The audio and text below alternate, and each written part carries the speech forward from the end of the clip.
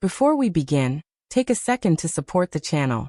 If you enjoy deep storytelling that explores human emotions, relationships, and the hidden struggles people rarely talk about, make sure you subscribe to the channel and turn on notifications so you never miss a new video. Your support helps us keep creating meaningful stories like this one. Now let's begin. Steam drifted slowly through the bathroom air, rising in thin spirals that curled toward the ceiling before fading away.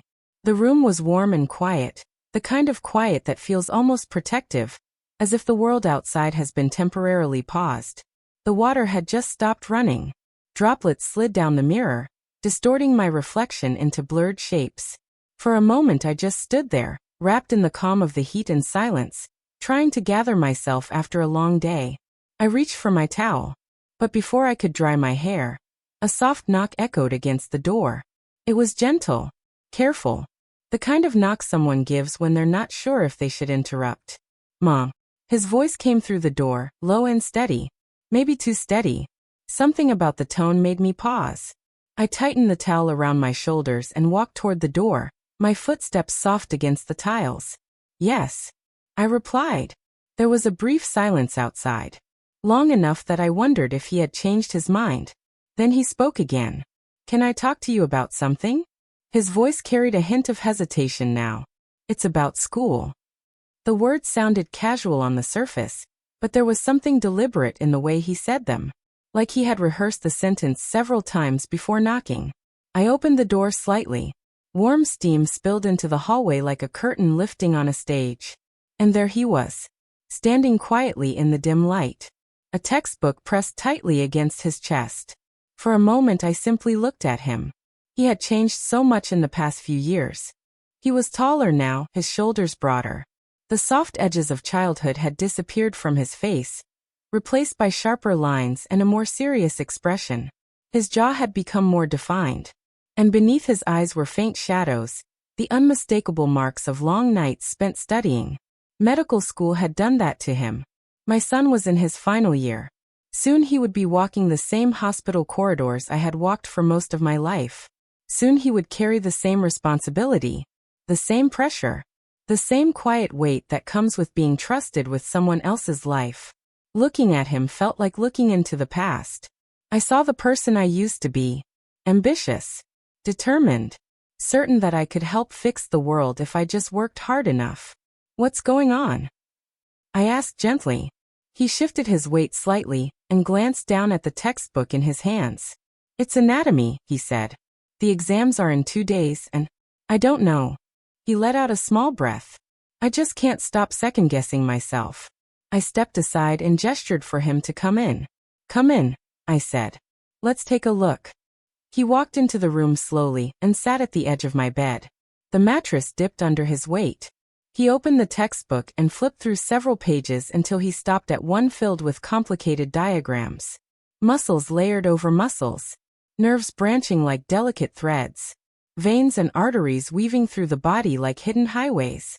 The silent architecture of the human body. He pointed at one of the diagrams. "It's not that I don't understand the material," he said quietly. "It's something else." He paused, as if trying to find the right words. "Every time I study this, I start thinking about the people behind it." I sat beside him. "The people?" I asked. He nodded slowly. "Patience." His fingers traced lightly along the diagram of a heart. "I keep thinking about how much trust they put in us." His voice grew softer. "They let doctors see the most vulnerable parts of their lives. They trust us with their bodies, their fears, their pain." He swallowed. "And sometimes their lives." He looked up at me. "I don't understand how you do it." "Do what?" "How you separate your emotions from your work." The question caught me off guard. It wasn't the kind of question most students ask while studying anatomy, but I knew exactly where it was coming from. I had asked myself the same question many years ago. I sat down beside him, pulling the towel tighter around my shoulders. "You don't really separate them," I said quietly. He frowned slightly. "You don't?" "No." I shook my head gently. "You just learn how to carry them without letting them crush you." He listened carefully. "You stay professional," I continued, "but you never stop feeling." His brow remained furrowed. I thought I could handle everything, he murmured. But lately, it feels like the line between caring and getting too involved is getting blurry. My chest tightened slightly, because I knew he wasn't just talking about medicine. I forced a faint smile. That line gets blurry for everyone eventually, I said. It's actually a sign that you still have empathy. He looked thoughtful. And empathy is not a weakness, I added. But you do have to learn where your boundaries are. He nodded slowly. Then he said something that lingered in the air long after the words left his mouth. I trust you the most with stuff like this. You always help me make sense of things. Those words stayed with me. I trust you the most. After he left the room, I sat quietly for a long time. The steam in the bathroom had already faded. The warmth had disappeared. And in its place was a strange heaviness. Trust is a beautiful thing. But it can also be dangerous. Especially when two lonely people begin leaning on each other more than they should. Our house had been growing quieter for years. At first it happened gradually. So gradually that I barely noticed. My husband had always traveled for work. Business meetings. International conferences. Endless flights and hotel rooms. At the beginning of our marriage, I told myself it was temporary. A necessary sacrifice for his career. For our future. But time passed. And the distance between us slowly stopped being temporary. Phone calls became shorter. Visits became rarer. Eventually, our conversations were reduced to quick check-ins between his flights. How's everything at home? Good. How's our son doing? Studying. Tell him I'm proud of him. Of course. The words always sounded polite. But they felt empty. One day I realized something strange. I couldn't remember the last time we had eaten dinner together in the same room. Birthdays were celebrated over video calls. Anniversaries passed quietly. And the side of the bed next to mine rarely moved anymore. I learned how to live with the silence. At least, I thought I had. But loneliness has a way of finding spaces to settle. And over time, my son began filling that empty space without either of us realizing it. He started bringing me coffee when I worked late. He asked about my day. He noticed when I looked tired. Small things. Simple things. Things his father had slowly stopped noticing. It wasn't intentional. It was survival. Two people quietly trying to fill the void left by someone else's absence. But something had started to change. Subtle at first. Almost invisible. Maybe it was the way he began speaking to me like an equal instead of a child. Maybe it was how much he reminded me of the man his father used to be. Or maybe it was something inside me. Something tired. Something lonely. Something that had gone too long without real connection. Without realizing it, I had begun depending on him emotionally more than I should have. That week felt unusually long. He had become quieter. Polite. But distant. I tried not to read too much into it. Medical school was stressful. Exams were approaching. It made sense that he would be distracted. Then on Friday afternoon something unexpected happened. I was reviewing appointments at the clinic when I saw a familiar name appear on the schedule. My son. For a moment my breath caught. Then logic took over. He had booked an official consultation with me. I almost laughed at the absurdity of it. He probably needed help understanding something related to his studies. But when he walked into my office later that day, I realized immediately that this was not about schoolwork. He looked exhausted. Nervous. Haunted by something heavy. I need your advice, he said. But not as my mother. He hesitated. As a doctor. The seriousness in his tone made me sit up straighter. All right, I said calmly. Tell me what's going on. He began explaining a patient case he had encountered during his clinical rotation. The patient's condition had been complicated. Unpredictable. Despite the medical team's efforts, things hadn't gone well. But that wasn't the part that was bothering him. What disturbed him was the emotional impact. I keep thinking about it, he admitted. About whether I could have done something differently. He rubbed his forehead. I know logically that I'm still a student. That I'm not responsible for the outcome. But it doesn't feel that way. I listened quietly. His words transported me 20 years back in time. To a hospital hallway. to a night when I had lost my first patient. I remembered standing alone under the harsh fluorescent lights, trying desperately to hold back tears. Because doctors aren't supposed to cry. At least that's what we tell ourselves. It's normal to feel that way. I told him gently. It means you care. But caring too much can destroy you if you don't learn balance. He nodded slowly. That's exactly what scares me. What? Losing control of what I feel. He looked down at his hands. Losing who I am. In that moment I realized something important. He wasn't only talking about medicine. He was talking about us. About the emotional weight we had been carrying for each other. That night neither of us slept much. The house felt different. Heavy with thoughts we hadn't spoken aloud yet. I sat alone in the living room, staring at the soft glow of a lamp, thinking about how easily love can transform into dependence.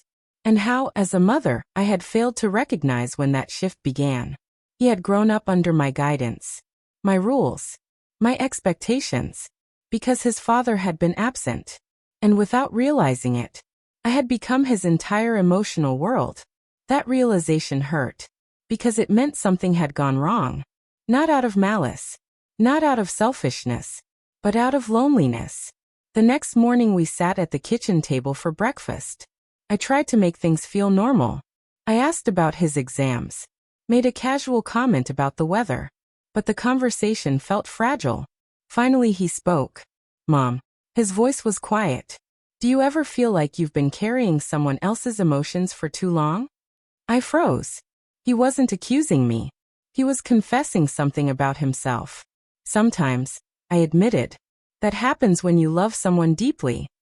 You start trying to fix their pain, even when it isn't your responsibility. He smiled sadly. Yeah, I think that's what I've been doing with you. The honesty in his words made my chest tighten. When Dad left, I tried to be strong for you. I wanted to make things easier. But somewhere along the way, I think I forgot which feelings were mine. Tears burned behind my eyes. That wasn't your job, I whispered. That was my responsibility. I leaned on you when I shouldn't have. I made you grow up too fast. He shook his head gently. We both did what we had to do. For a while, it helped us survive. And for the first time in years we weren't speaking as mother and son. We were speaking as two human beings who had tried to heal each other's loneliness. Even if it meant blurring lines that should have stayed clear. That conversation changed everything. Over the following weeks we began rebuilding our relationship in a healthier way. At first it felt awkward. Boundaries always do when they're introduced late. But we tried. We talked more openly, more honestly. I encouraged him to spend more time with friends, to reconnect with his life outside our shared routine. And for the first time in years, I did something I had avoided for far too long. I started therapy. Doctors often believe they can fix themselves. But that belief is rarely true. In therapy I learned something important. Loneliness does not always come from being alone. Sometimes it comes from feeling unseen, even by the people who are supposed to know you best. And when that happens, people start accepting affection from any place it appears, even from those who shouldn't have to carry that weight. My son had seen me, my exhaustion, my strength, my vulnerability, and instead of seeing only his mother, he had started seeing the only person who truly understood him. It wasn't the wrong kind of love. It was simply love that had nowhere else to go. Months passed. Seasons changed. One evening I came home from work and immediately noticed the smell of food drifting through the house. I walked into the kitchen.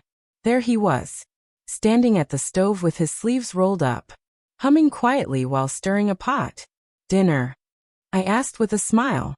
He turned and grinned. My way of saying thank you. We sat down and ate together. For the first time in a long time, the silence between us felt peaceful instead of heavy. He told me about a girl in his class. How nervous he felt around her. How uncertain he was about balancing emotions with a demanding career. I listened quietly and realized something beautiful. This was what healing looked like. Giving someone back the emotional space they deserved.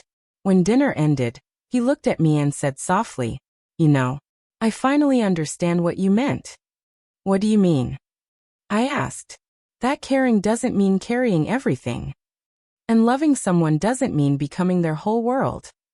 He smiled gently. Sometimes love means letting each other stand on our own. And in that moment, I knew we were both finally learning how to breathe again.